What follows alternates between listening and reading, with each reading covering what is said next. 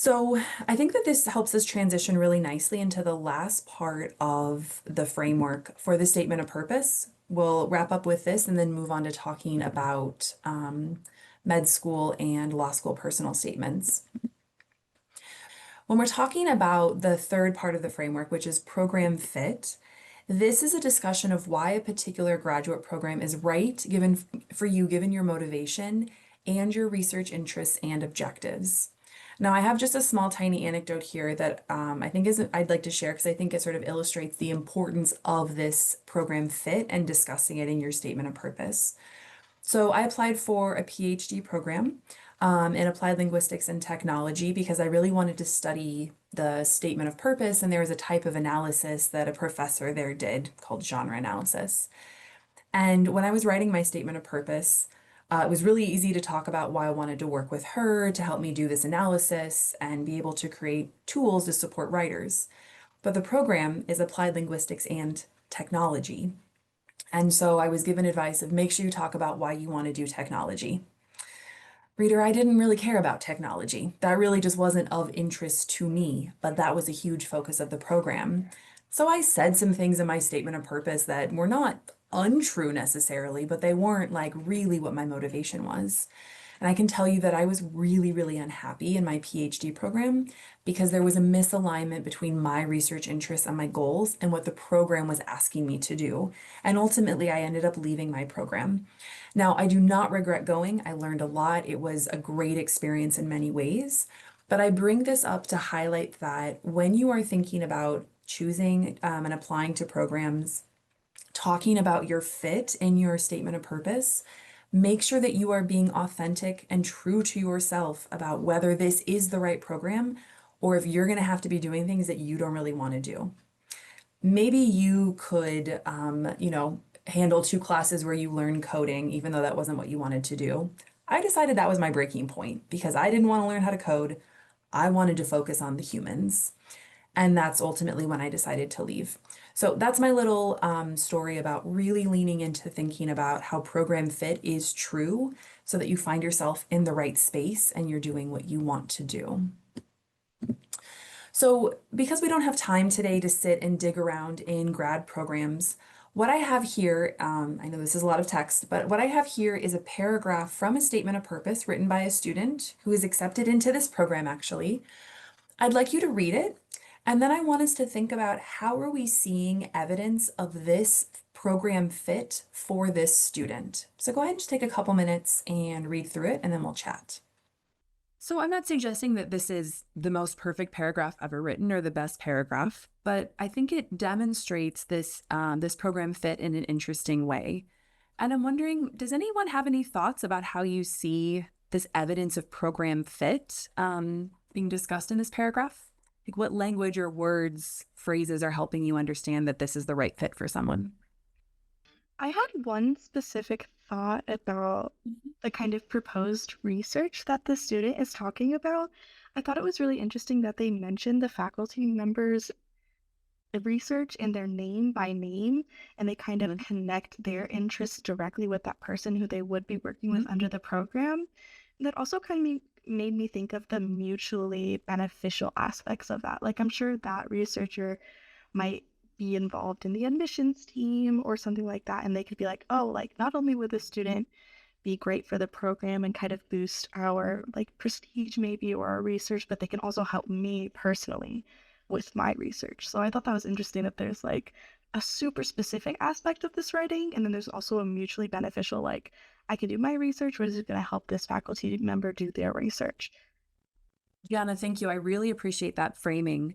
So, yes, you will notice that this student names not only the degree program, PhD in civil engineering, and they named the overarching program. They also name the institution and they name the professor they want to work with and talk about the overlap between what the professor is doing and then their own interests as an applicant.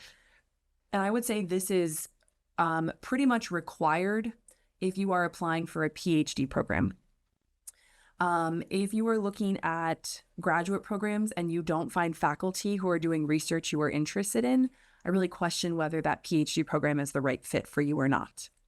For those of you who are applying for research-based master's program, this would also be good to identify a couple of faculty that you would like to work with. Generally, what happens when you go to a research-based master's or PhD program is you get paired with the faculty, they become your major professor, and they help guide you through the research process if you're doing a thesis or a creative component or a dissertation. Now, for my MSW folks, you do not necessarily need to identify faculty you want to work with because your program is not research-based and you are not trying to show that there is a connection between the research interests. What you would want to do is talk probably about the specifics of why that program is the right fit for you. So for example, I think the University of Northern Iowa in my state has like a trauma-informed practices focus. Maybe that's what you want to learn about. And because they have this trauma-informed practice as one of their areas of emphasis, that's why you're applying to that program. So notice the cause and effect. But for a professional degree, it's not going to be identifying faculty, but identifying the aspects of the program. For law school and med school, for med school, you typically do not identify why a particular program. My understanding is you're writing one personal statement that's being uploaded to the system and going to all the different schools. For law school, it seems to be a little bit both. Some schools are asking for specifically why that program is the right fit for you. Other schools are not asking you to communicate that. So definitely be looking at the prompts. But yes, Jen, I absolutely agree with how you're identifying the way the writer's thinking about this. I also want to point out that the writer here is not telling us what the faculty does. They are not saying this professor does these things. Your program does these things. The program and the faculty know they do those things. Notice the cause and effect. Because of this interest, I want to work with this faculty who has this area of expertise. They're showing that alignment and that mutually beneficial relationship. The last thing I'll say about this is Gianna brought up audience. So when you apply for master's and PhD programs, your applications are going to go through the institution. There's different ways that happens. But then the application review committee is going to be in this program. So it will be faculty in this program who will be reviewing your application.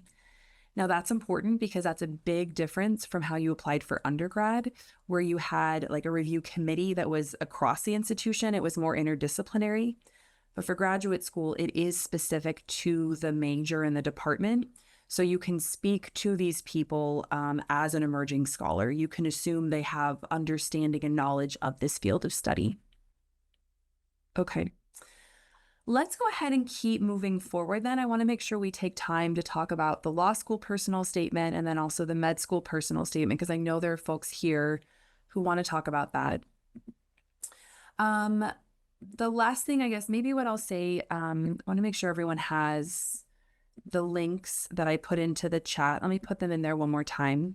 If you are specifically interested in applying for research-based master's and PhD programs, this open educational resource will further guide you through exploring these ideas and help talk through different strategies you might use. There are also in one of the later chapters 10 statements of purpose that were written by students who were accepted into different master's and PhD programs. Those students all gave me permission to use their documents in the book. You'll also notice that they're all annotated, basically sentence by sentence, telling you what the writer is trying to do there, whether they're talking about their experiences, whether they're talking about their motivation, whether they're talking about their fit to program, and then some of the specific strategies that are being used.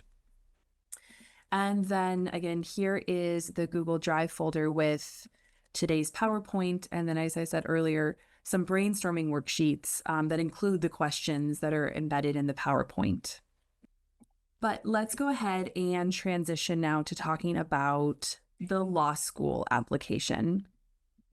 So for the law school applications, when we think about this whole set of materials again that we're needing to submit to apply, you'll notice that it's pretty similar to the master's and PhD application, right? There's an online application.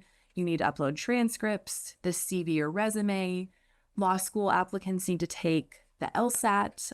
That is not negotiable, that is required and a very important part of the application.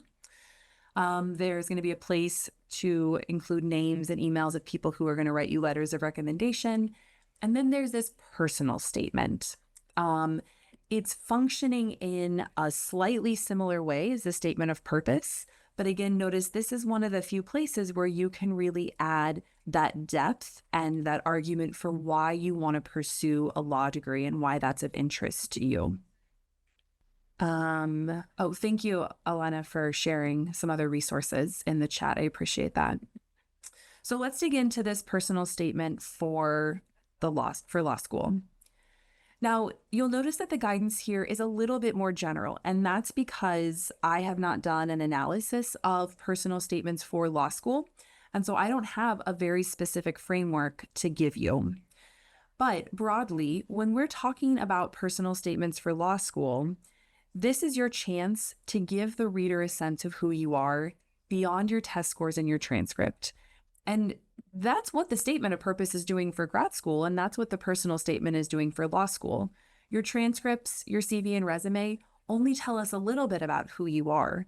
They don't talk about your motivation. They don't talk about how your lived experiences inform your desire to understand the law, to become a lawyer, to enact change in different ways, what aspect of the law you're most fascinated by and you're most intrigued to explore, to challenge, or to work within.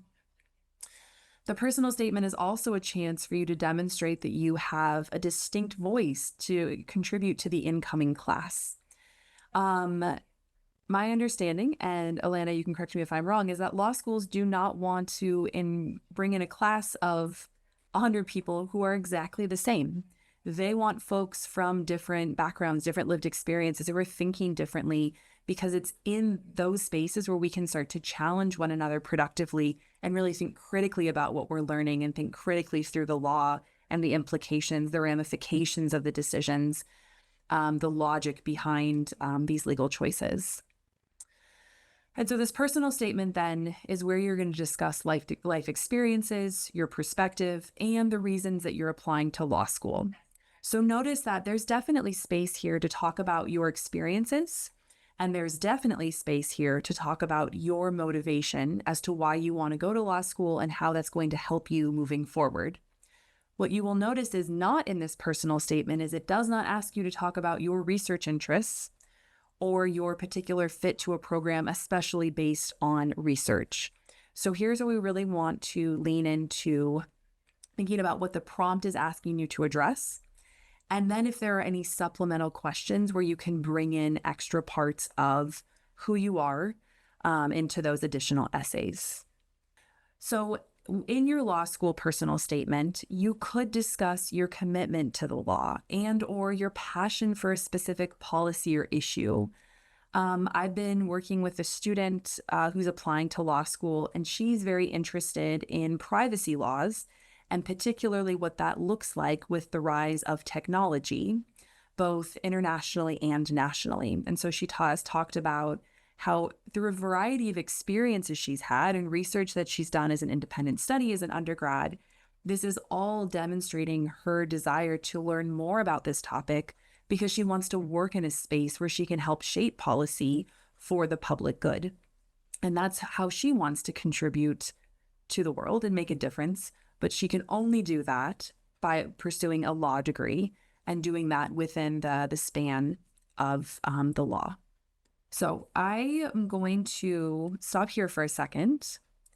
And for the folks who are interested in law school, is anyone interested in sharing why law school?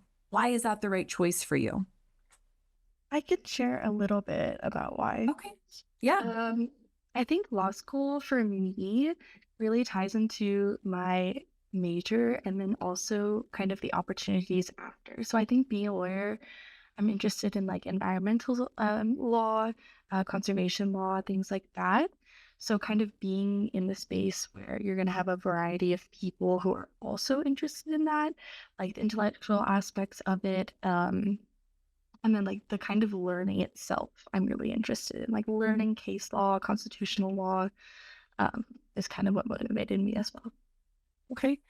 Can I dig a little bit deeper and ask, why is it important that you learn case law and constitutional law? You talked about environmental law, but like, why does this matter? Why do we care about this? Yeah, yeah. So I think that like from the basis of it, everything, all of like because environmental history and environmental law is kind of newer, so it's informed by all of these, like from my perspective, it's informed by all of the prior laws that come before it. So for me, it's important to understand kind of the history of law, where it came from, and then all of those like base foundational laws and how the system itself works in order to be able to take advantage of that and use that to my advantage in the fields that I want to work in. Okay. Thank you, Gianna. I appreciate that. Does anyone else want to share why they're interested in law school? Okay. Benjamin put into the chat, I'm interested in prosecution. I would like to make my community a safer place for my children. I don't like how unsafe children are these days in many aspects. Okay, so there's a particular interest in becoming a prosecutor so that you can work with making the community safer, particularly for children. Is there anything more, Benjamin, you'd like to say about that? I actually have 4-year-old twins, and they're basically my motivation right now, to kind of make my community a little bit safer for them. I grew up in a pretty rough part of town, and that's a huge motivator for me. I saw a lot of kids struggle with different aspects uh, living in that type of community, and I feel like laws need to change and kids need to be protected in different ways.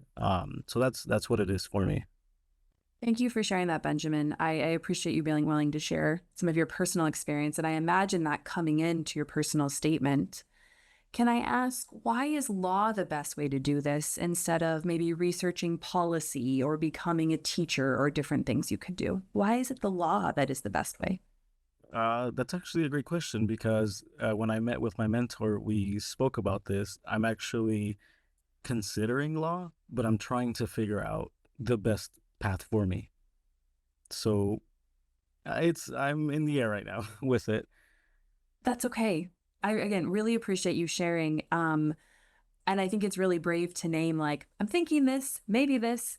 It's okay to not have your mind totally made up.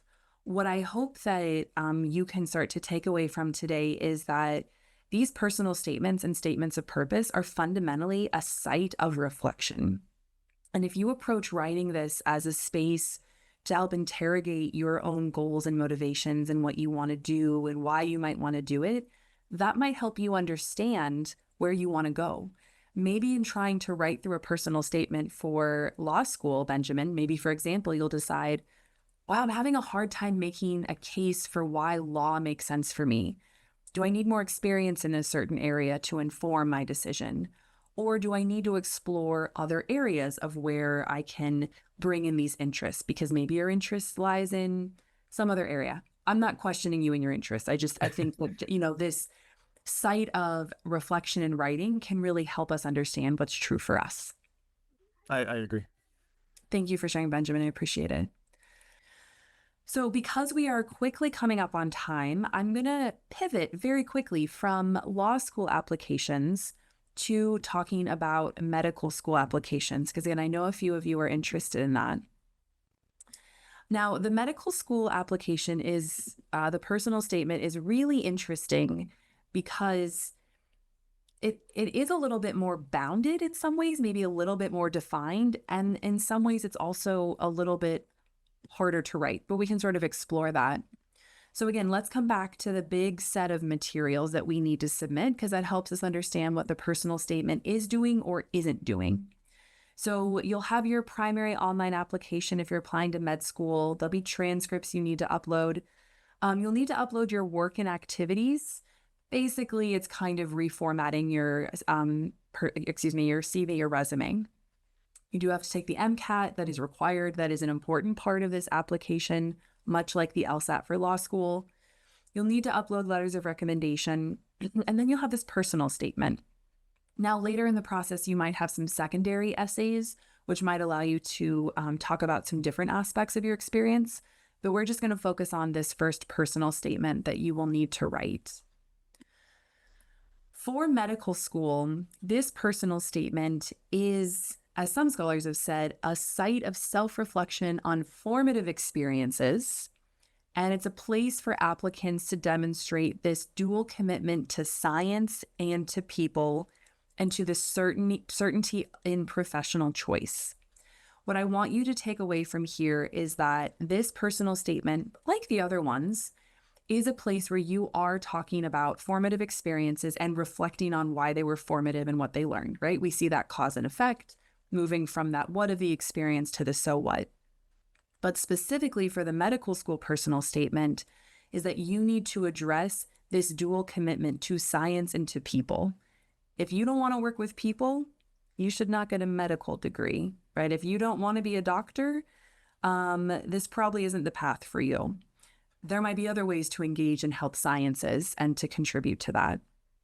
But this is a place for you to demonstrate, again, this dual commitment to science and to people, and to demonstrate that medical school really is the only way for you to achieve your goals and to do the thing you want to do.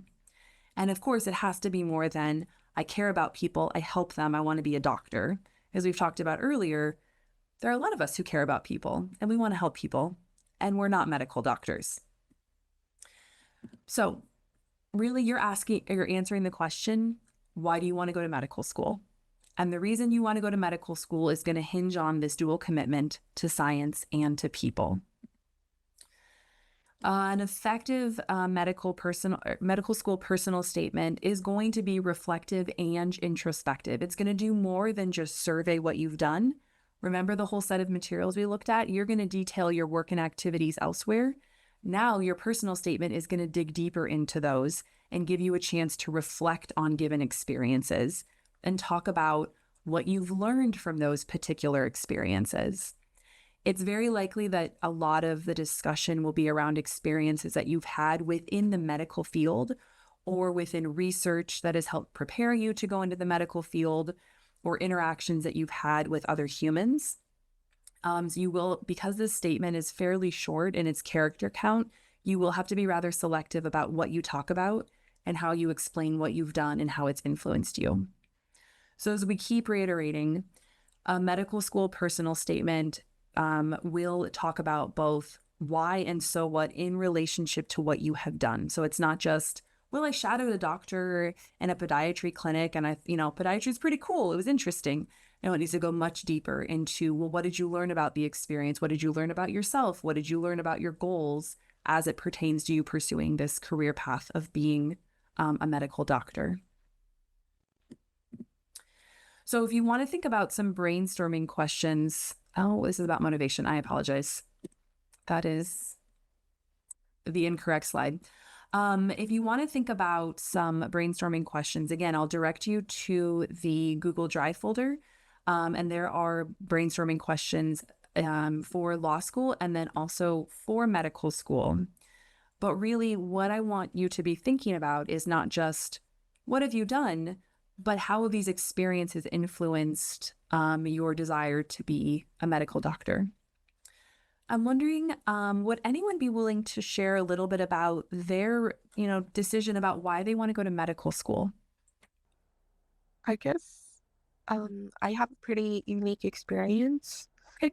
I am actually interested in dentistry, and I had a really good experience growing up.